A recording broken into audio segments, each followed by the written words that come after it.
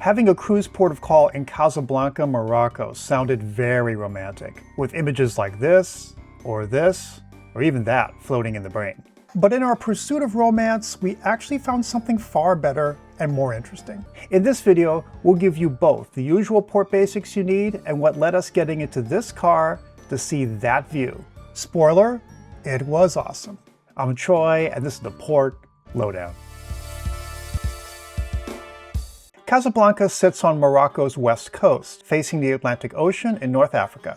Spain is very close. In fact, Spain and Morocco are actually separated by only 8 miles at the Strait of Gibraltar.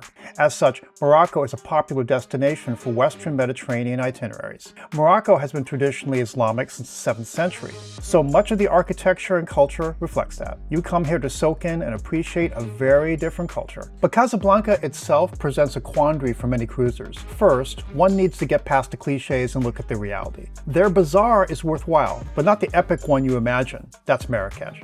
You won't see the classic Sahara Desert dunes and camels. That's Merzouga, 410 miles away. And the movie is a product of a Hollywood soundstage, although one enterprising entrepreneur created a copy just for you. Actually, I hear it's pretty good.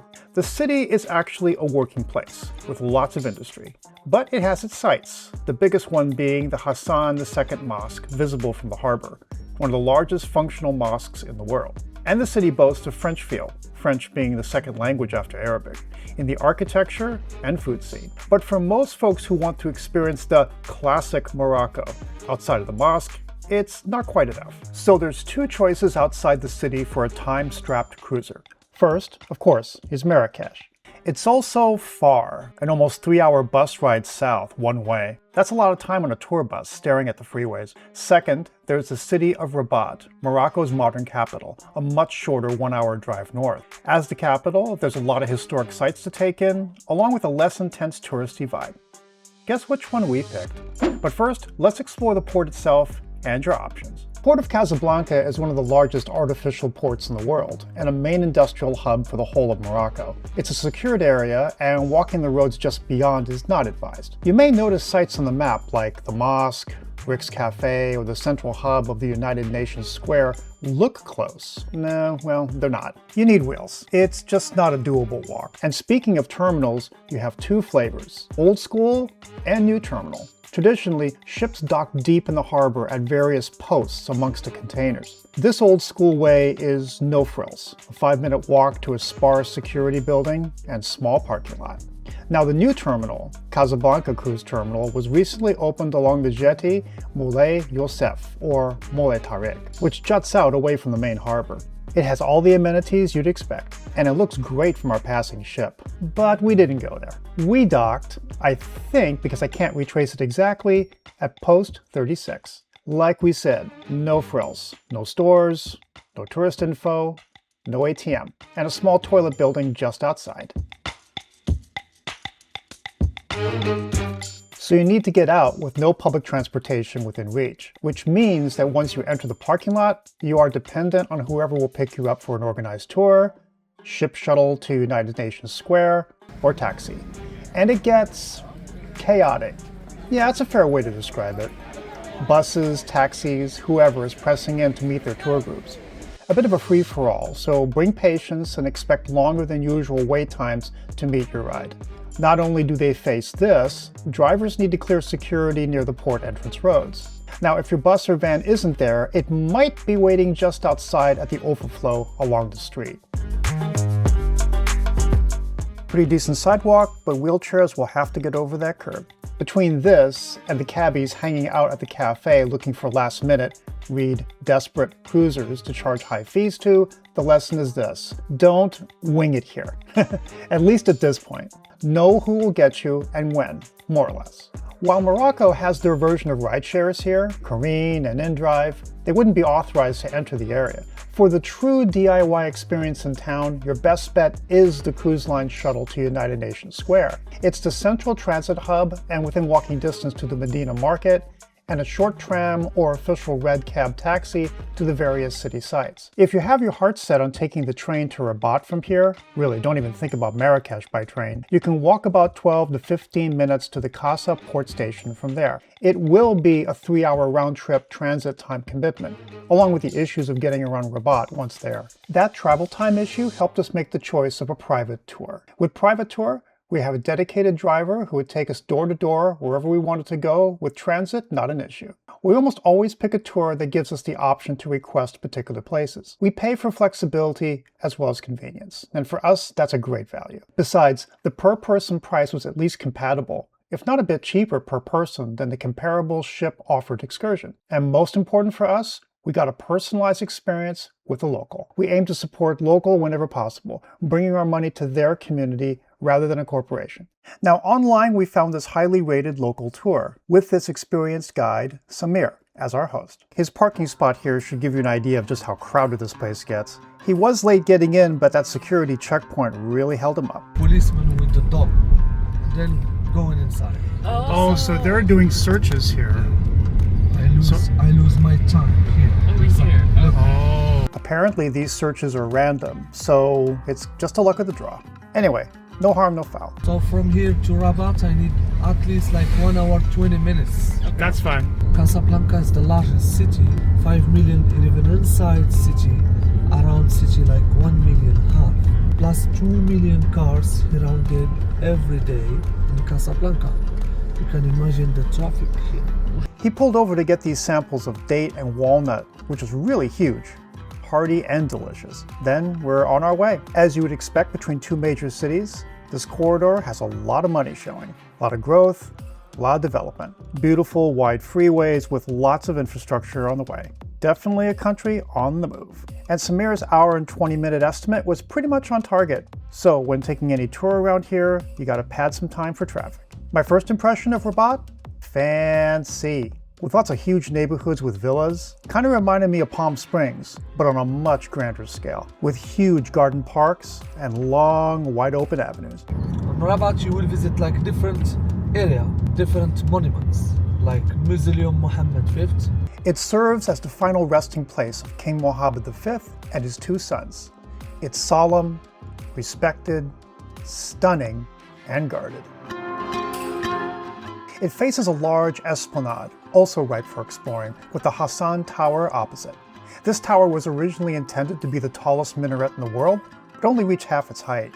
This forest of columns was the original prayer hall until a 1755 earthquake toppled it. The esplanade is mostly flat. Although there are stairs leading to the mausoleum, there are ramps and elevators too. Public bathrooms are on the south end, near the parking lot and below the mausoleum. You will visit Chellah, UNESCO building. It's very, very old, built before 5 centuries by Romans. It's incredibly quiet and peaceful here. Walk down the tranquil and lovely garden path, which has ramps to skip the stairs, as well as lovely bathrooms.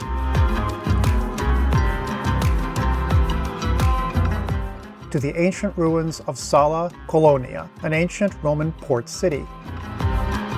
The path will have some protected flat sections, but will eventually become rough, so not all areas are going to be accessible. But they do have English language signage throughout, and audio guides.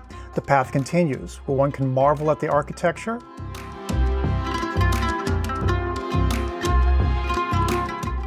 the site of many a fashion shoot, I imagine. This is the place where you do the fashion shoots. Realize itself where you want to go. And check out the storks, symbols of good luck and protection, who roost everywhere. Now bear in mind, entrance fees were not included on this tour, so we got our tickets at the front entrance. Next, Samir dropped us off for a quick visit to the Kasbah Oudaya, another UNESCO World Heritage Site and a major city landmark. Oh yeah, it was also a shooting location for Mission Impossible Rogue Nation. It's not a museum though, but a living neighborhood of about 2,000 people. And while their famous Andalusian gardens were closed on our visit, we still got a taste of those maze-like streets. Tour groups had a slight edge on us. They had a guide leading them through. So guys, to the left. Here, to my right now. But getting lost is part of the experience, I think. And from the tea cafe, lovely views of the river and sea. The streets here are very narrow in places, cobblestones and stairs, so wheelchairs might have issues. Now, all these sites were fairly close to each other, but still took time going through traffic. So having Samir drop us off at the entrances made a huge difference for saving time. He would also, of course, provide running context. Right. This one, for example. Oh wow! The next Look one at this. here. The hotel, right? Yeah, the hotel is still. Oh my goodness. Or just a photo op. We felt very well taken care of, but the day wasn't quite done yet. By the way, we understand not everyone will take a local tour, but explore on their own. But being on your own, you may still need some extra support on the ground, like where are the bathrooms and the ATMs. No worries. We created our Essential Port Guide PDF, a quick and handy cheat sheet to give you all the basics you need to start you off in port, like tips, bathroom locations, and central points in the city, all on our specially designed, color-coded routes. Plus a linked, curated Google map to give you walking directions. Beats the hell out of fiddling with various searches. All in one map. Want to try? Check out our link in the description or visit our store at portlowdown.com. Our day continued with lunch, where Samir dropped us off with a guide who escorted us through the Medina to Dar Rbatia, a famous local restaurant, although we didn't know what to expect. In case if you come here, the tour group from the ship are also here, and you're thinking like, oh no, this place is gonna be tourist trap. This is what we learned from our experience. Yeah, it's also happened to us in St. Lucia. A lot of these restaurants who are actually highly reputable because of the fabulous food they serve the local, it becomes a cultural experience that the ship is also offering it as an excursion. The food is delicious. They have earned their reputation before the ship tour excursion actually visit here. So this is very famous traditional Moroccan soup, harira. It's kind of like, you know, like any good soup. It's always a mix of vegetable, a little bit of pasta, and possibly maybe some meat. I'm not sure yet. It's nice. Tastes just like vegetable soup. You could see the peas here. And these are the lentils. Gonna tell you this, I don't like lentils. Well, this tastes good This one does taste good. I don't like lentils. I'm eating it. It's delicious. Beef tangier, Right which hand is back. my son's order. So he dipped the bread on the beef. Oh my goodness. Never tasted anything like this before. So just check out this chicken. It is so soft and tender. It's like it's stewed, right? It's, yeah. This is like a crepe. It looks like it's milk. Pistachio. So good. So good. And it's perfect because it's sweet, but not too sweet. Right.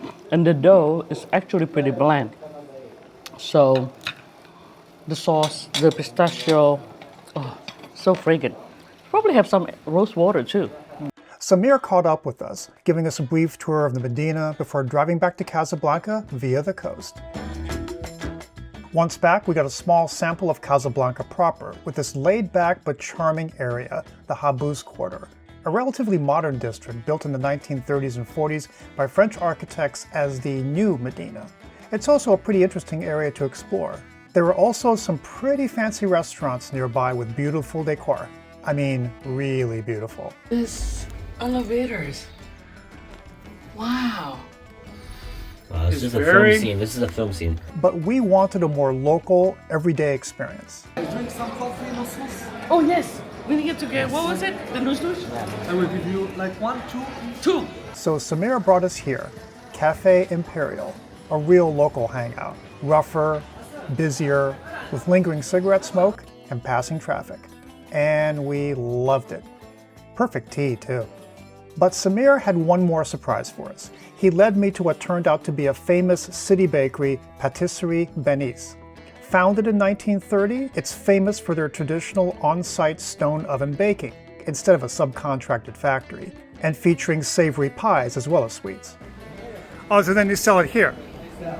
And this one's special for Ramadan. It's common practice to get your food there, since this is old school takeout only, and then bring it back here with your drinks. Perfect.